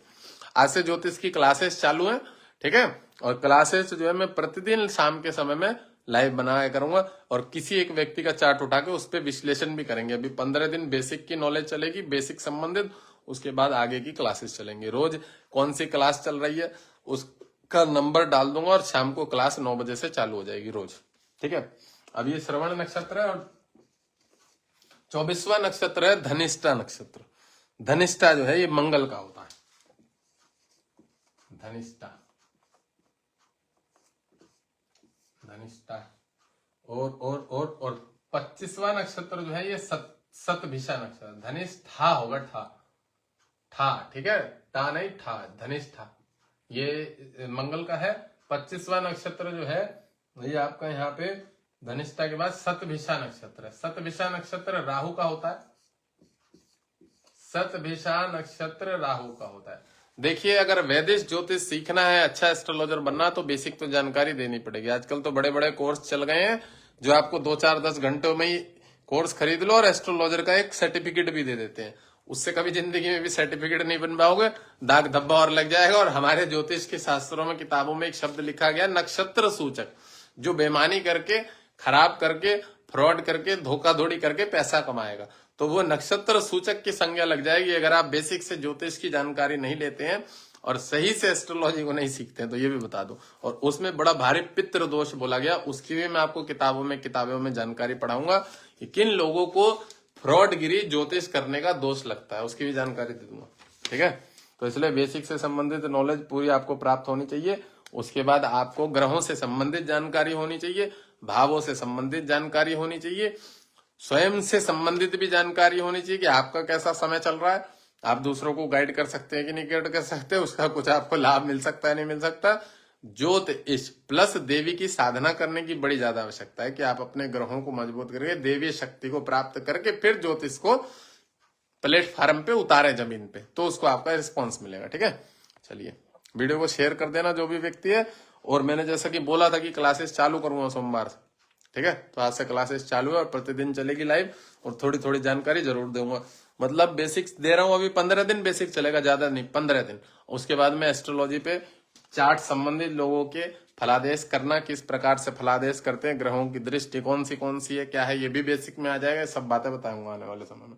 अब कौन सा नक्षत्र 25वें के बाद नक्षत्र पड़ेगा? पूर्वा भाद्र नक्षत्र। ये पूर्वा भाद्रपद 26वां नक्षत्र है। पूर्वा भाद्रपद नक्षत्र 26 नंबर। 27 ही नक्षत्र होते हैं, जैसा कि मैंने बताया। एक अभिजीत नक्षत्र एक्स्ट्रा नक्षत्र होता है, ये वाला 22वें नंबर का। इसको बड़ा कम समय प्राप्त होता है। ठीक है, इसमें कुछ अच्छे से देवी देवताओं का जन्म होता है, मनुष्य अच्छे व्यक्तियों का जन्म होता है। अभिजीत नक्षत्र में बहुत अच्छा जन्म माना गया है। अब जो 27वां नक्षत्र जिसको मैंने बोला वो है उत्तरा भाद्रपद, और जिसको अभिजीत नक्षत्र को 27 नक्षत्रों में जगह नहीं दी जाती है। अभिजीत नक्षत्र को 22वें वाले को 27 नक्षत्रों में जगह नहीं दी जाती है। नक्षत्र मेन 27 ही होते हैं, पर एक एक्स्ट्रा नक्षत्र है 22वें नंबर पे जिसको अभिजीत नक्षत्र बोला जाता है। अच्छा, अब हम आ जाते हैं उत्तरा भाद्रपद। उत्तरा भाद्रपद इसके देवता मेरे हिसाब से सूर्य होने चाहिए। नहीं, इसके देवता शनि है। उत्तरा भाद्रपद के देवता शनि है। ठीक है, रेवती नक्षत्र 28वां, जिसको कि मूल नक्षत्र बोला गया है। और मेरा खुद का जीवन का एक अनुभव ये है कि रेवती नक्षत्र में जन्म लेने वाले बच्चे ज्यादातर परेशान रहते हैं, पीड़ित रहते हैं, चर्म रोग, स्किन प्रॉब्लम, लीवर की प्रॉब्लम, क्योंकि रेवती नक्षत्र जो है आपका वह मूल नक्षत्रों में आता है, बुध का नक्षत्र होता है और गंड मूल नक्षत्रों में आता है। और ऐसे बच्चे ज्यादातर रेवती नक्षत्र वाले परेशान माने गए। तो आज मैंने 12 राशियों के नाम बताए, 12 भावों के बारे में जानकारी दिए और 27 जो नक्षत्र है इसके बारे में बताया। ठीक है जी, कौन सा नक्षत्र क्या है इससे संबंधित, इनका क्या काम है, इनके देवता क्या होते हैं, कल इसकी जानकारी दूंगा। ठीक है, आज ये संबंधित चर्चा करी गई है 27 नक्षत्रों को। वीडियो को देख लीजिएगा, किताब में नोट कर लीजिएगा, वीडियो को शेयर कर दीजिएगा। और फर्स्ट दिन से क्लास चालू से, आज तारीख कितनी है भाई? आज है 25 तारीख। 25 तारीख से क्लास चालू है। ठीक है, जनवरी का सेशन 14-15 तारीख तक बेसिक नॉलेज पकड़ेंगे। उसके बाद प्रेडिक्शन करने पे बात करेंगे, कैसे प्रेडिक्शन होती है। और बीच बीच में ज्योतिष से संबंधित अलग अलग जानकारी संतों के द्वारा, बड़े बड़े महाराज संतों के द्वारा, या बड़े बड़े जो एस्ट्रोलॉजर हैं, जो विद्वान रहे हुए हैं, या बड़े बड़े जो आपके ज्योतिष के ऋषि हैं, 19 ऋषि हैं ज्योतिष के, लोमश जी हैं, पाराशर जी हैं, भृगु जी हैं, तो उनके कुछ कुछ उल्लेख भी बीच बीच में बताया करूंगा। और किसी भी व्यक्ति का ज्योतिष से संबंधित बड़े बड़े प्रश्न होंगे, मुझे पता है जब लाइव चालू करेंगे, आप क्लासेस चालू करेंगे, तो बड़े बड़े विद्वान ज्ञानवान है वो प्रश्न करेंगे, उससे संबंधित भी चर्चाएं हम लोग करेंगे। ठीक है, और जो बच्चे सीखना चाह रहे हैं एस्ट्रोलॉजी, सरल तरीके से बेसिक को दिमाग में घुसा लीजिए।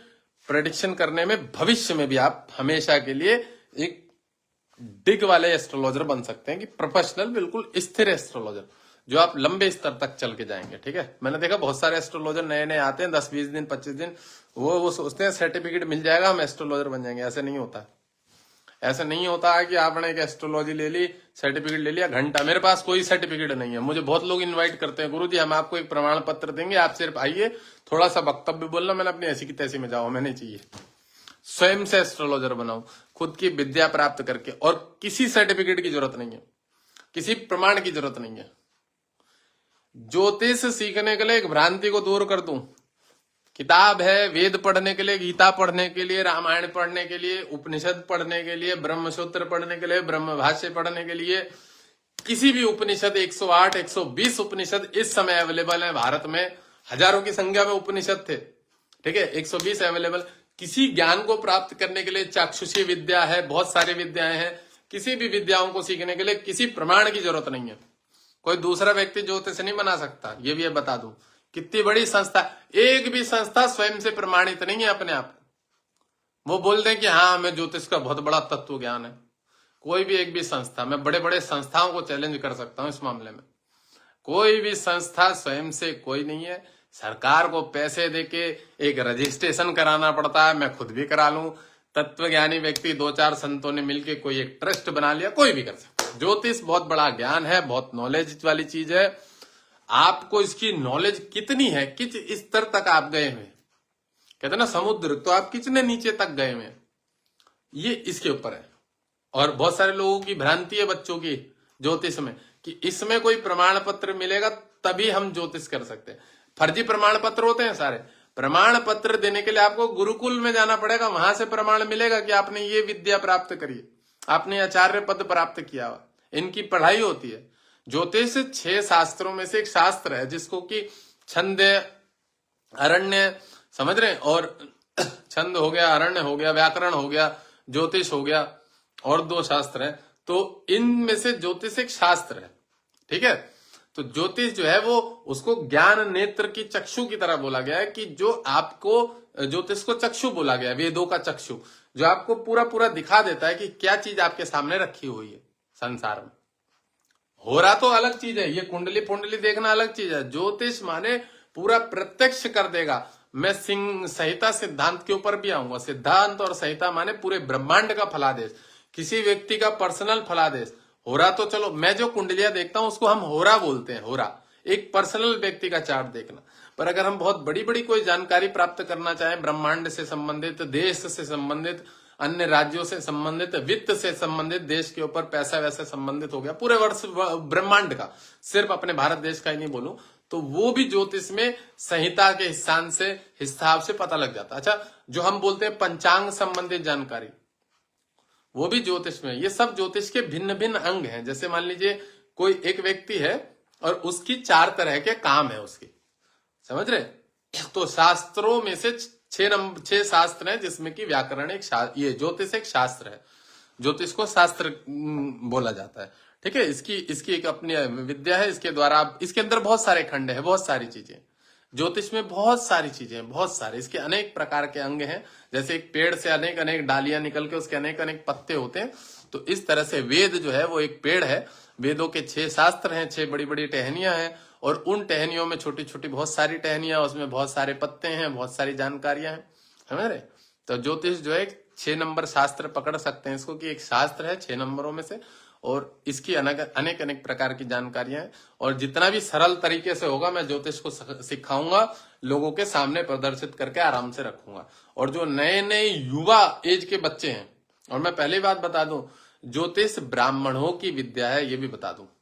दूसरे जो लोग होते हैं, खराब ना समझिएगा, पर मैंने देखा है उन लोगों के दिमाग में, उन लोगों के लोभ लालच ज्यादा होता है। ब्राह्मण अगर ये कर्म करता भी है तो ब्राह्मण को श्राप लगा हुआ है कि कलयुग में दूषित होगा, श्रापित होगा। वही किसी का खाके इसको पचा सकता है, इस बात को भी याद रखिएगा। ब्राह्मणों को कलयुग में श्राप दिया गया, लोभी होगा, लालची होगा, और वो खाके पचा सकता है, दूसरे नहीं पचा सकते। ब्राह्मण कुल एक ऐसा है जो ब्राह्मणत्व के जन्म लेके आया हुआ है। अगर वो थोड़ी भी साधना करेगा तो उसके पास शक्ति है कि वो किसी के दोष को खाके पचा सकता है, अगर वो थोड़ा भी साधना रहता है। और मैं ये भी बता दूं, ब्राह्मण की दुर्दशा इसलिए खराब है, अगर कोई भी गलत काम करता है तो उसके घर उसे संग में हैंड टू हैंड वो दे देते हैं, फल दे देते हैं। तो ब्राह्मण बहुत एक ऊंचा कुल है। ब्राह्मण जन्म लेना, 84 लाख योनियों में मनुष्य जन्म में ब्राह्मण जन्म लेके, और फिर धार्मिक चीजों की तरफ इन्वॉल्व होना, प्लस भारत भूमि में जन्म लेना, समझ रहे। ये आपके पिछले जन्मों के पुण्य कर्मों के प्रभाव से है, और आप फिर शास्त्रों की तरफ प्रेरित हो रहे हैं, भगवान की तरफ प्रेरित हो रहे हैं, और दूसरों को ज्ञान देने के लायक बन रहे हैं। आप अपना दोष चुकाने के लिए आए हैं, इसका मतलब कोई ना कोई जो दोष है, प्रारब्ध है, उसको खत्म करने के लिए आए। तो इसके लिए विद्या ज्योतिष ब्राह्मणों की है। आजकल सभी सीख रहे हैं, लोगों को प्रेडिक्ट कर रहे हैं, गाइड कर रहे हैं, कोई खराब नहीं है। पर इसे धंधा नहीं बनाना चाहिए। अगर बहुत सारे व्यक्ति इसे धंधा बना के बैठे हैं, इसके द्वारा लोगों से पैसा कमा रहे हैं गलत तरीके से, 2 नंबर से। देखिए, मैंने मात्र 300 रुपए फीस रखी हुई है प्रेडिक्शन की, हर व्यक्ति के लिए, क्योंकि मैंने उसको समझा, सोचा। मैंने कहा मैं 1000 रुपए फीस करता हूं, बहुत कम लोगों से जुड़ पाऊंगा, कनेक्ट हो पाऊंगा, सबको सब चीजों से संबंधित अच्छी जानकारी नहीं दे पाऊंगा, ठीक है। और फिर ये एक सेवा हो गई। चलो, मेरा 300 रुपए अगर मैं लेता हूं तो कोई व्यक्ति, उसने भी मेहनत करी है, उसकी बड़ी कीमत होती है, 300 रुपया बड़ी मुश्किल से कमाया जाता है एक दिन में, समझ रहे। तो मैंने इस हिसाब से चार्ज रखा है कि कोई आम से आम आदमी, और देखिए टाइम लगता है वहां पे, मैं 100 रुपए भी रख सकता था, मैं 50 रुपए भी रख सकता था।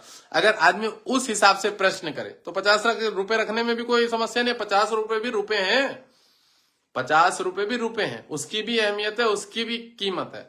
बट वो ये ना, आदमी चाहता है कि मैं सब कुछ पूछूं, आधा घंटा लूं या उससे ज्यादा लूं, समय, मेरी सारी जानकारी, कुछ भी प्रश्न, तो उस हिसाब से चार्ज जो है आज के हिसाब से रखा गया। नहीं तो मुझे 50 रुपए में देखने में भी कोई समस्या नहीं, अगर आदमी बोले कि मैं एक प्रश्न पूछता हूं तो। बात समझ रहे। मन की जो भ्रांतियां हैं, उन्हें जो ज्ञान है, उनके जो निराकरण है प्रश्नों के, मन की समस्याएं हैं, बहुत सारे लोगों ने अधूरी जानकारी दिमाग में गोबर भरा का, उसको बाहर करने के लिए फीस ली जाती है, ये भी बता दो, ठीक है जी। एस्ट्रोलॉजी में जो भी एस्ट्रोलॉजर चार्ज अप्लाई करते हैं, उसका कारण ये है कि वो जो आपके मन की भ्रांतियां हैं, भ्रांतियां, उसको दूर करने का चार्ज लेते हैं। प्रेडिक्शन करने का कोई विशेष चार्ज नहीं होता है। जो भ्रांतियां हैं, जो गलत आपने घुसा लिया है दिमाग में, या आपके जो अज्ञानताएं हैं, उस पर्दे को साफ करने, घर में कोई साफ सफाई करेंगे तो वो भी तो पैसा लेगा ना। उस हिसाब से जो मन के अंदर की जो गंदगी है, उसको साइड करने के लिए ज्योतिष चार्ज अवेलेबल करते हैं कि भाई उन्हें पैसों की आवश्यकता, टाइम देंगे ना आपको, कोई आपको समय की कीमत है। मैं गारंटेड बता रहा हूं, मैं अपने आप में बता रहा हूं, मैं बहुत इस मामले में, मैं जो चार्ज करता हूं, मेरा जो टाइम लगता है उसके लिए चार्ज करता हूं। कोई भी ज्योतिष जो आपसे फीस लेता है, वो जो आपको टाइम देता है, समय देता है, उसके लिए चार्ज करता है। मेन बात यह, क्योंकि भाई हर आदमी की कीमत है। आप कहीं पे बैठ रहे हैं, उठ रहे हैं, जा रहे हैं, जाहिर सी बात है आप बोलेंगे मैं गाड़ी का चार्ज लूंगा, जाने का चार्ज लूंगा, बात समझ रहे हैं। कोई भी काम, एक लेबर काम होता है, कहीं दरी बिछाने जा रहा है, वो भी चार्ज लेगा, आने जाने खर्चा लेगा, खाएगा, नाश्ता वास्ता करेगा, सारी चीजें लेता है। तो ये इस हिसाब से चार्ज होता है। बहुत सारे लोग सोचते फीस रख रखी है, अहंकारी, मतलब बहुत फ्री में नहीं होता ज्योतिष, बहुत ठीक है, फ्री में तो तुम्हारी नौकरी फ्री में करो जाके। बहुत सारे लोगों के मेरे प्रश्न होते हैं, मुझे हंसी आती है उन चूतियों पे, उनको इतनी भी नॉलेज नहीं है कि हम किसी व्यक्ति का समय ले रहे हैं, वो हमें समय क्यों देगा, इतना ही कोई निठल्ला है क्या। अरे जब नई नई पढ़ाई कर रहे होते हैं पंडित जी लोग, अधूरी जानकारी होती है, वो फ्री में देखते हैं, वो प्रैक्टिकल कर रहे हैं, वो अनुभव ले रहे हैं, तुम्हारे ऊपर वो एक्सपेरिमेंट करेंगे, तुम्हारे को कोई गलत रत्न पहना के वो फ्री में बता सकता है। कोई जो प्रोफेशनल होगा, जो जानकारी लेके, वो क्यों फ्री में बताने लगेगा। उसने तो समय बर्बाद करके यहाँ तक की जानकारी ली है, अनुभव कर लिया है, कौन सी चीज से क्या होना है, वो फ्री में क्यों बताएगा। मैं एक बात बता रहा हूं, मेरे ऊपर नहीं लेना ये सब चीजें, मैं दूसरे के ऊपर भी बता रहा हूं। बहुत सारे लोग जो प्रश्न करते हैं कि ज्योतिष पैसे करते हैं, भैया स्वाभाविक है, और ये विद्या में लिखा हुआ है शास्त्रों में कि बिना फीस दिए तो आपको दिखाने से दोष लगेगा, गुरु खराब हो जाता है, कमजोर हो जाता है। अरे साधु संत, अच्छा एक चीज और बता दूं, बहुत सारे जो तंत्र मंत्र करके जो लोग पैसा लूटते हैं, मैं बता दूं, वो खराब नहीं है, वो तुम्हारे पाप दोष ले जाते हैं। वही राहु है, झूठ बोल के तंत्र मंत्र करके वशीकरण कर दूंगा, ये कर दूंगा, वो राहु तुम्हारा कुछ हिस्सा खा रहा है, उनको राहु लगा, उनकी राहु की दशा, झूठ बोल के पैसा कमा रहे हैं, लूट रहे हैं, ठग रहे हैं, तुम्हारे राहु को कमजोर कर रहे हैं। तुम्हारे मृत्यु तुल्य कष्ट था, उसको वो खा गया। तुम्हारा जो 5,000 रुपए तुमने अगर किसी को दिया है, या 3,000 दिया है, 2,000 दिया है, ये वशीकरण वो तुम्हारी बुद्धि के ऊपर ग्रहण लगा होता। राहु जो पिछले जन्मों का बाकी है, तुमने किसी को ठगा था, किसी का खाया था, वो उसने वहां से उस दूसरे तरीके से ले लिया। या तो उसे अस्पताल में दो, या कोर्ट कचहरी में वकालत को दो, या वो किसी पंडित ब्राह्मण को दो। ये सब राहु के कारक है, ये भी बता दो। राहु पैसा ऐसे ले लेता, या तो 1 नंबर से दो, 2 नंबर से दो, 3 नंबर से दो, 4 नंबर से, उसे जैसे लेना वो ले लेगा। चलिए आज की क्लास को मैं यही बंद करूंगा, ठीक है। आज जो नॉर्मल सी चर्चा हुई है, वो भावों पे चर्चा हुई है कि 12 भाव होते हैं। फर्स्ट जो घर बने होते हैं उनको भाव बोल के संबोधन किया जाता है। प्रथमेश, लग्नेश, द्वितीयेश, तृतीयेश, चतुर्थेश, पंचमेश, षष्ठेश, सप्तमेश, अष्टमेश, नवमेश, ठीक है, दशमेश, कर्मेश भी बोलते हैं उसको, वो सब बाद में बताऊंगा किसको क्या बोलते हैं। पंचमेश को जैसे संतान का घर भी बोला जाता है, पंचमेश बोलते हैं विद्या का स्थान भी बोला जाता है, ठीक है। कर्मेश, लाभेश किसको बोलते हैं, धनेश किसको, ये सब बाद में बताऊंगा, बाद की चीजें। आज मैंने नॉर्मल तरीके से समझाया, बेसिक से स्टार्ट करके चलेंगे। तो जो व्यक्ति विद्यार्थी है, जो क्लास लेगा भविष्य में वीडियो, उसको फर्स्ट स्टेप से जिस हिसाब से मैंने बताया, जितना लिखने के लिए बोला उतना ही लिखना है। 27 नक्षत्रों के नाम लिखने, ठीक है। कौन से नंबर का कौन नक्षत्र है, ये सब याद करने की आवश्यकता नहीं है। 27 नक्षत्रों का नाम लिख लेने, 12 राशियों के नाम लिख के किसको कौन सा नंबर मिला, ये जरूर याद करने की आवश्यकता। क्योंकि जब आप चार्ट बनाएंगे ऐसे 12 घरों में, वहां पे 8 नंबर पे मंगल बैठा हुआ, तो 8 नंबर किसकी राशि होती है? वृश्चिक राशि। ये दिमाग में हमेशा स्थिर होने आनी चाहिए, बिल्कुल बैठ जानी चाहिए, राशि देखते ही आ जानी चाहिए। मेरे सामने चार्ट खुल के आता, फट करके फलादेश निकलता, फट करके सेकंडों में। मुझे एस्ट्रोलॉजर फोन करके बोलते हैं, यार गुरुजी आपका माइंड बड़ी तेज चलता है, शार्प चलता है, बड़ी जल्दी जल्दी आप तो पूरी प्रेडिक्शन कर देते हैं। बहुत समय लगा है तब जाके यहाँ पे आए हैं, ऐसी थोड़ी प्रेडिक्शन कर देते हैं। बहुत अनुभव होता है जीवन का, उस चीजों के आधार पे आदमी उन चीजों को गाइड कर पाता है। बिना अनुभव के मेरी क्या औकात, में कुछ भी नहीं। सुन ले, अगर मुझे किसी चीज की जानकारी नहीं है, मैं उसके बारे में क्या बता पाऊंगा? तो ये अनुभव की चीज होती है, और ये याद करने की, दिमाग में बैठा लेने की। 7 नंबर तुला राशि होती है, 9 नंबर धनु राशि होती है। उसके देवता कौन है ये भी याद हो जाता है अपने आप ही, जैसे जैसे आप सीखते जाएंगे। 1 घंटे की क्लास हो गई, मैंने नहीं सोचा था 1 घंटे क्लास होगी, पहले ही मैं 1.5-2 घंटे लाइव बना रखा था एस्ट्रोलॉजर राजू महाराज इस पे भी।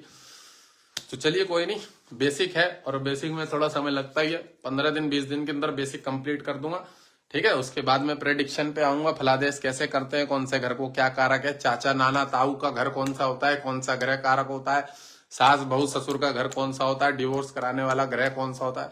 मतलब कोई भी विशेष चर्चाएं जो है लॉजिक पे, वो सब बाद में आएंगे, पहले बेसिक पढ़ लीजिएगा। क्लासेस रोज चालू रहेंगी। पर्सनल जो व्यक्ति एस्ट्रोलॉजी सीखना चाहता है, अच्छे तरीके से सीखना चाहता है, सारे संशयों को दूर करके सीखना चाहता है कि उसके मन में कोई संशय ना रहे, ठीक है, वह व्यक्ति 1100 रुपए फीस है मंथली, 1 महीने की, मुझसे जुड़ सकता है। उनके लिए एक विशेष करके जूम पे क्लास चालू होगी, वहां पे अलग से कुछ कुछ जानकारी दूंगा, कुछ ऐसे टॉपिक उठाऊंगा जो उनके मन की जिज्ञासा होगी, कोई ऐसे प्रश्न होंगे जो वो पूछना चाहते हैं, उन सबकी जिज्ञासाओं को सॉल्व करूंगा।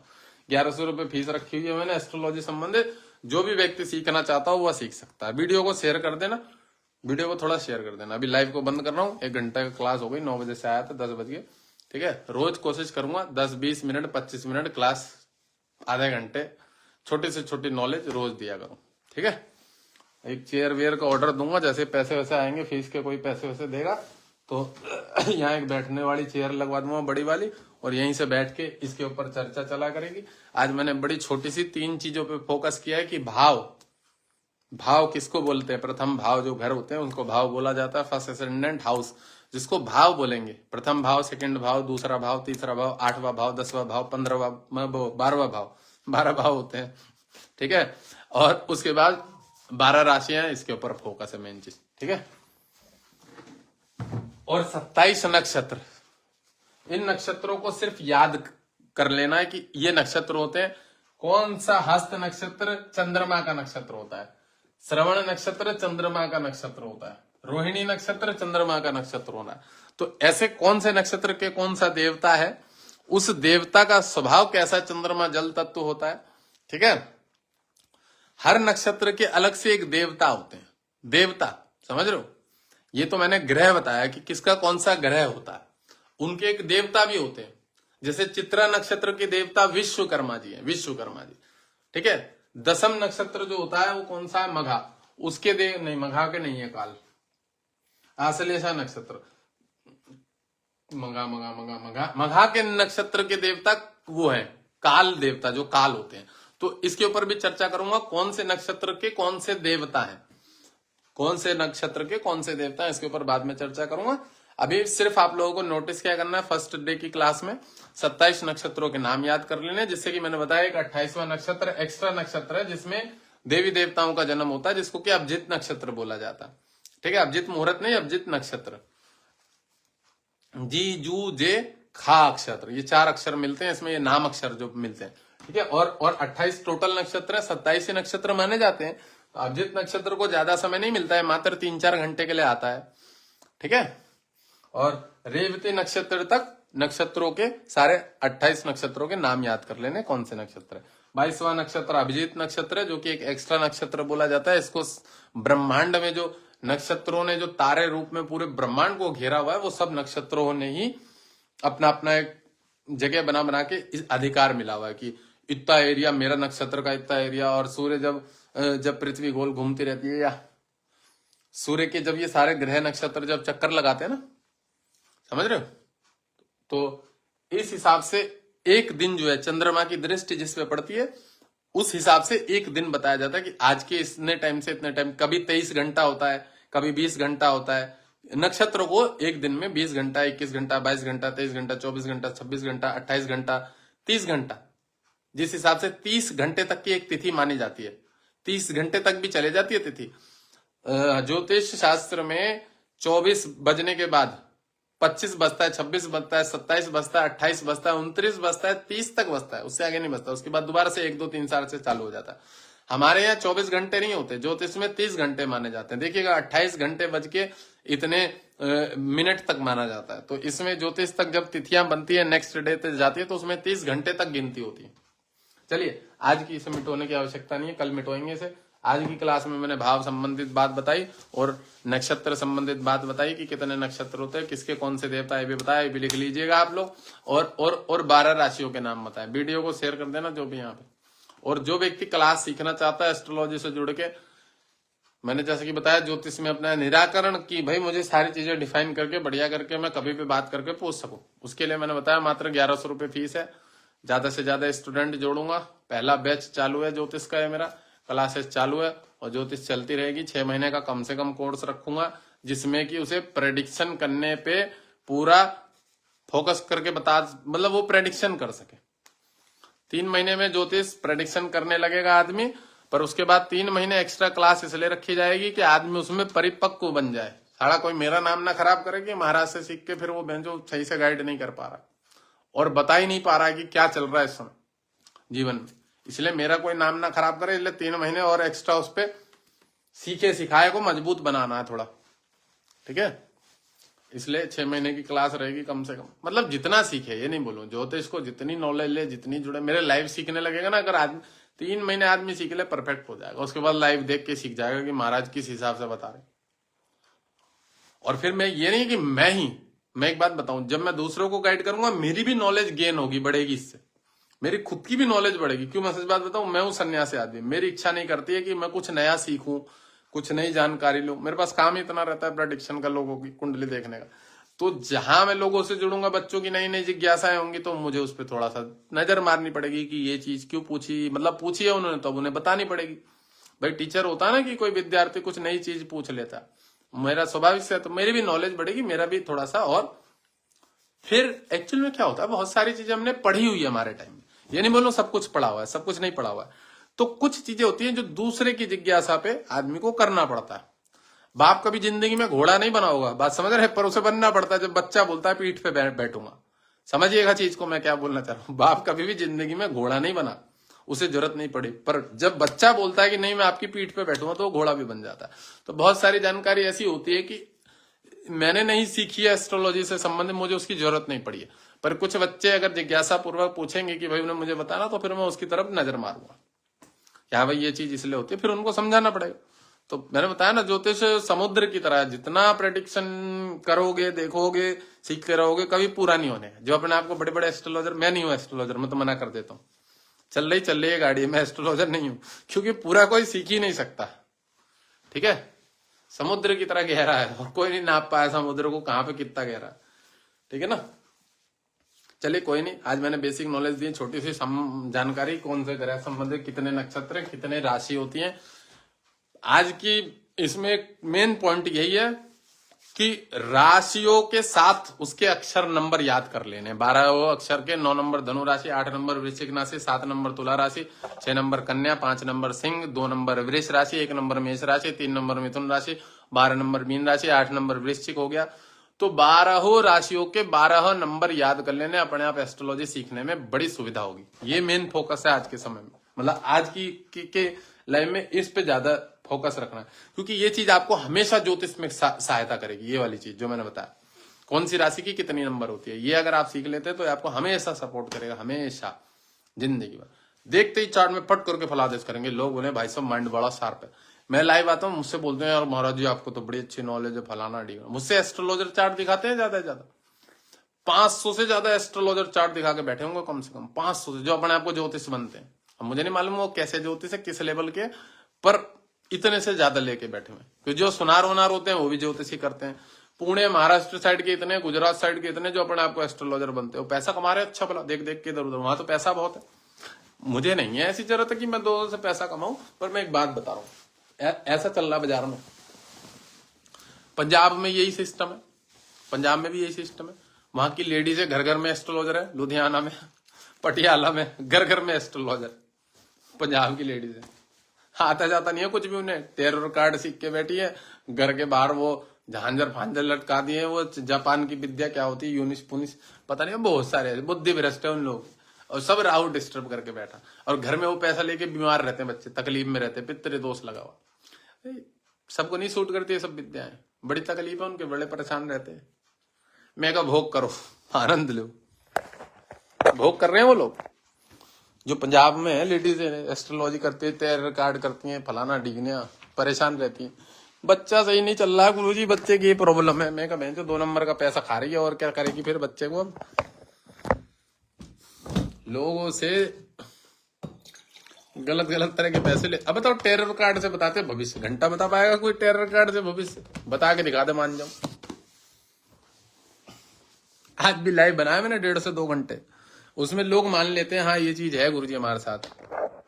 वो अपने आप ही मान लेते, मनवाने की जरूरत भी नहीं पड़ती। वैसे तो मैं मनवा दूं अच्छे अच्छे आदमी से।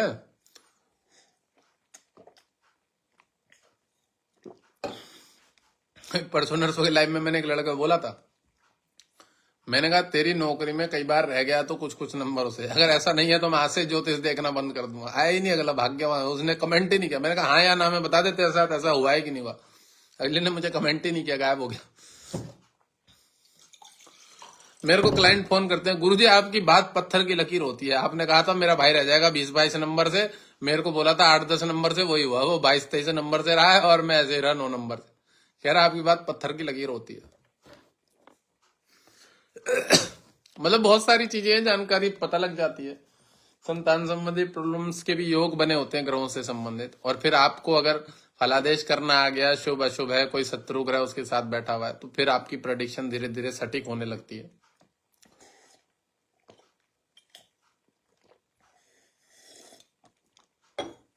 चलिए अभी लाइव को बंद कर रहा हूँ, आज की क्लास यही बहुत है, कल बात करेंगे।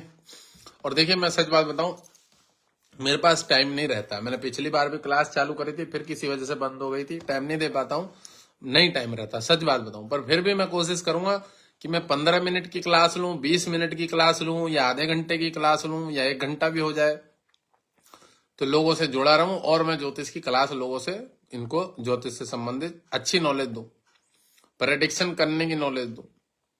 और अभी आजकल बाजार में बहुत गलत चल रहा है, उसके ऊपर बाद में चर्चा करूंगा। गलत क्या चल रहा है पता है?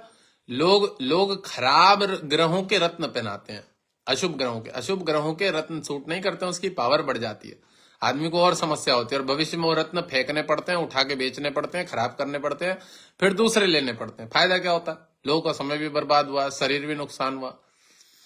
मतलब जो उल्टे सीधे रत्न होते हैं वो पहना देते हैं। और ये नए बहुत सारे नए ज्योतिष हैं, ये साले वो ऐप पे ज्योतिष सीख सीख के, ऐप से पढ़ाई कर करके बेटी ज्योतिष कर रहे हैं। किताबें नहीं पढ़ी है इन्होंने, ऐप से ज्योतिष सीख रहे हैं। आए दिन नए नए ऐप डाउनलोड करते हैं, और वहां अधूरी अधूरी अधकचरी जानकारी लेकर लोगों को नुकसान देते हैं, शरीर स्वास्थ्य को। फिर वो हमसे पूछे गुरुजी मैंने ये रत्न है, बेटी चौथ ये रत्न तो तेरे को पाइल्स की, हाँ गुरुजी बवासीर हो गया। मैंने कहा साढ़े खोल रत्न को। गुरुजी मैं जब से पहना हुआ तब से ये समस्या है पत्नी से। हाँ गुरुजी हमें किन्ने पहना है? तो क्या ऐसे ऐसे पंडित जी ने। मैंने पंडित जी, फिर मैं मुझसे छूटते पंडित जी लोगों के प्रति गाली निकलती है, भोसड़ी है पंडित जी काहे के पंडित जी? क्योंकि कोई आदमी अगर सही से गाइड ही नहीं कर पा रहा। अब मेरी प्रकृति पित्त प्रकृति है, सूर्य मंगल गुरु अच्छा, मैं शनि का नीलम क्यों पहनने जाऊं भाई? चलो पंचम में बैठा, पैसे के घर को देख रहा, तो क्या पैसे ही सबसे बड़ी चीज है? भोसड़ी का एक्सीडेंट करा देगा, टांग तोड़वा देगा, लंगड़ा कर देगा जिंदगी भर। ऐसा क्या करना पैसा कमा के? ऐसा पैसा कमा के क्या करना जो इनकम को देख रहा है? शुक्र का स्टोन पहन लूंगा, चलो वो भी पंचम पे बैठा, इनकम हाउस को देख रहा, पैसा तो दे देगा। स्त्री संबंधित दाग लग जाएगा, ठप्पा ले साला, जिंदगी भर कल एक बदनामी का ठप्पा। क्या फायदा है ऐसा रत्न पहन के जो मुझे जिंदगी भर ठप्पा ही लगा दे? खराब है मेरा। लोगों को इतनी भी बुद्धि नहीं, गलत गलत गाइडेंस कर देते हैं। और मैं सच बात बताऊं, मैंने ग्रहों के स्टोनों को पहन पहन के 5-7 वर्ष अपने ऊपर खुद के ऊपर, बॉडी के ऊपर अनुभव किया, तब जाके लोगों को गाइड करता हूं कौन सा रत्न पहने। हीरे की अंगूठी पहनी हुई है, पन्ना पहना हुआ है, जाम्बियन बहुत महंगा, कोलंबियन, सब पहन पहन के देखे, महंगे महंगे। डायमंड की अंगूठी तक पहन के देखी, सूट नहीं होता। गलत चीजों का कारक नहीं सूट होता, खराब है मेरा। सूर्य का लग्न है, शुक्र उसका शत्रु है। खराब घर का मालिक है वो, किसी भी अच्छे घर का भी मालिक होने से सूट नहीं करेगा, क्योंकि आपकी प्रकृति देवता प्रकृति है। आसुर को साथ में रख के कैसे भला चालेंगे आप अपना कि आप राक्षस के भी हो जाएं और देवताओं के भी हो ही नहीं सकता। दो नावों पे पैर रख के कभी कोई नदी पार नहीं कर सकता, इस बात को याद रखिएगा। ये बड़ा सरल नियम है जीवन में। कोई कहे मैं बिजनेस भी कर लूं, नौकरी भी कर लूं, कभी सक्सेस नहीं होने का, कभी सक्सेस नहीं। बिजनेस भी कर लेगा, नौकरी भी कर लेगा, हो ही नहीं सकता। जिस आदमी को काम पे बैठा है वही ठप्पा दे देगा तुम्हारे लोगों को। ठप्पा दे देगा माने वो तुम्हारे ऐसी की तैसी कर देगा, नुकसान करा देगा, पैसा खा जाएगा, 2 नंबर कर लेगा। चलिए जी, लाइव को बंद करें। कॉपी बनाइएगा, जिसको सीखना हो उस पर नोट करिएगा, जो चीजें बताइए।